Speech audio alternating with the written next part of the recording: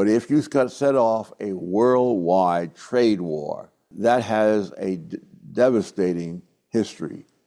Everybody loses. Yep. The only people who win in a trade war are the gangster governors who are buying stocks when Trump tells them that he's about to change his mind again. Was all this legal? Absolutely not. But as we'll see, this isn't a simple bounce back. This isn't how stocks work. The damage done is way worse than MAGA think.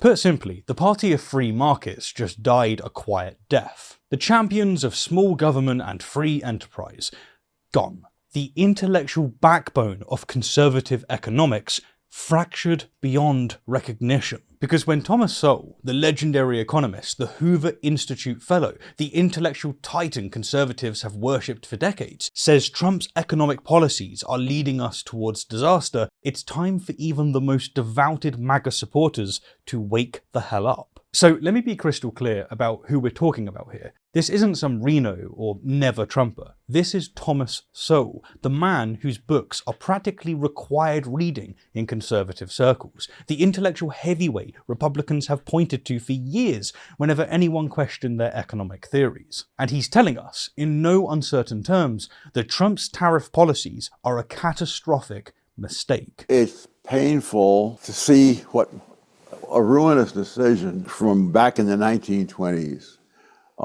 being repeated. Now, insofar as he's using these tariffs to get very strategic things settled, and that he is satisfied with that. But if you set off a worldwide trade war, that has a devastating history. Everybody loses because everybody follows suit, and all that happens is that you get a great reduction in international trade. A worldwide trade war where everyone loses. That's not me saying it. That's not some woke liberal economist saying it. That's Thomas Sowell, the conservative icon, warning us about exactly what's happening right now. And guess what? He's right. So why is Trump doing this? Well, the MAGA narrative is that these tariffs are just a negotiating tactic, that the chaos is all part of some brilliant strategy, the art of the deal in action, right? Well, Thomas has an answer for that too. Franklin D. Roosevelt, when he was president in the 1930s, said that you have to try things, and if they don't work, then you admit it, you abandon that, and you go on to something else, and you try that until you come across something that does work. Now, that's not a bad approach if you are operating within a known system of rules.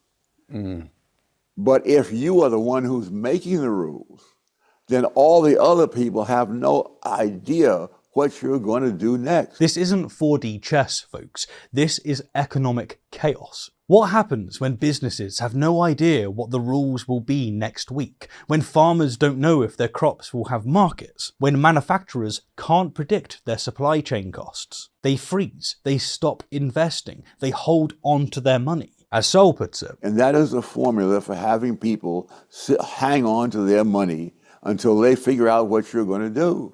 And when a lot of people hang on to their money, you can get results such as you got during the Great Depression of the 1930s. The Great Depression. That's where one of America's most respected conservative economists thinks Trump's policies are going to lead us. Now, I know what the MAGA faithful are saying. Look at how the market bounced back a bit. No real damage done. And the stock market rebounding a bit after a tumultuous day yesterday, now surging on hopes of reaching deals on tariffs. But that's like watching someone with bipolar disorder and claiming that their manic episodes proves that there's no problem. The wild fluctuations aren't a sign of health. They're a symptom of a deeply unstable system. What Thomas understands, and what Trump defenders miss entirely, is that the real damage isn't in day-to-day market swings. It's in the shattering of America's reputation as a stable, predictable marketplace. With Trump at the helm, with MAGA madness in full swing, the world can no longer trust the United States. It's volatile, unpredictable. That is where the real damage has been and is being done. And those eggs are not going to hatch until many months or even years later. When CEOs don't know if their supply chains will exist next month, when investors can't predict if their foreign markets will have a 25% tariff slapped on them overnight, when farmers plant crops without knowing if they'll have buyers at the harvest time, that is when capital freezes.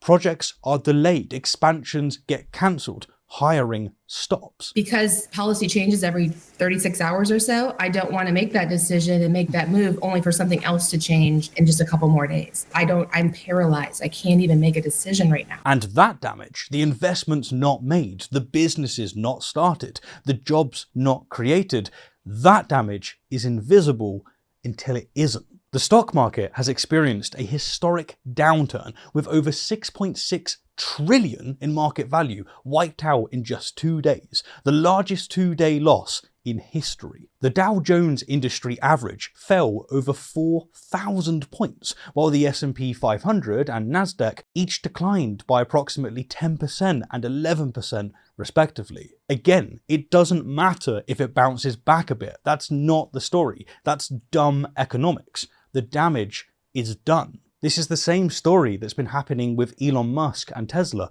It doesn't matter if it's been going slightly up every so often because the damage is done. It's not going to be reversed. You can't bring customers back. You can't bring people back just by deciding one day that you're not going to go through with the massive threat that you've been pushing. If you tell people one day that you're going to make life a lot harder for them, and then the next day you take it back so that you and your buddies can make a lot of money on the stock market, we don't trust you. And he made $2.5 billion today, and he made $900 million. That's not bad. We're not going to come back just because you fixed it. But perhaps the most damning part of Sowell's critique is what it reveals about Trump's approach to governance. This isn't just about tariffs, it's about erratic, unpredictable leadership. But if this is going to be the policy for 4 long years, that you're going to try this, you're going to try that, you're going to try something else, a lot of people are going to wait. That's academic speak for this shit is terrifying investors. And he's right. The markets hate uncertainty more than almost anything else. When businesses can't plan, when consumers can't predict their costs, when farmers don't know if they'll have markets next month, that is when economies collapse. Do you ever think when you voted for President Trump that things were going to cost you more and you were going to lose money?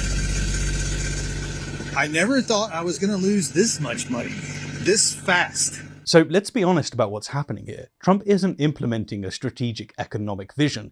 He's throwing darts at a dartboard blindfolded, and the entire US economy is strapped to the board. The irony here is almost painful. Republicans spent decades positioning themselves as the party of economic literacy. They mocked Democrats as tax and spend liberals who didn't understand markets. They held up economists like Sowell as proof of their intellectual superiority on economic matters. And now they're watching silently, at least most of them, as Trump implements policies that Sowell himself compares to those held up that triggered the Great Depression.